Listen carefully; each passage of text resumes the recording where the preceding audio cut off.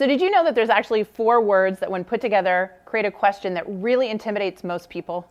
In fact, as a result of these 4 simple words, a lot of people have made some really terrible career decisions, leading to incredible career dissatisfaction. And the truth is, you may be one of them. So what are these 4 words? Well, it's what do you do? Think about that. When you get asked that question, does your heart race a little bit? Do you start to think about, how do I describe what I do that sounds impressive? Of course you do. That's what most of us do. And that's normal. We're human beings. We want to impress other individuals. But that's exactly where your career gets off track.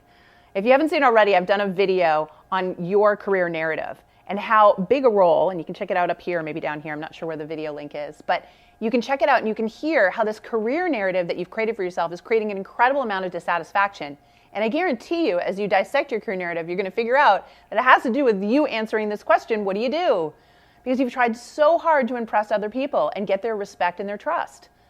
But here's the problem with that. The most successful people, the most satisfied people in their careers, the Oprahs, the Richard Bransons of the world, they don't care how they answer that question. They could care less whether or not you are impressed with what they do for work.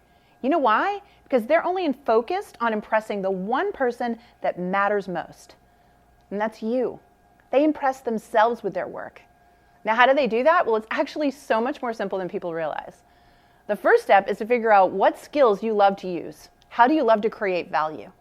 And the second step is to find problems bigger than yourself where you can use those skills. It truly is that fundamental. And if you look at anybody with incredible success and satisfaction, you will see they are leveraging their talents and solving problems that matter to them. It is that easy.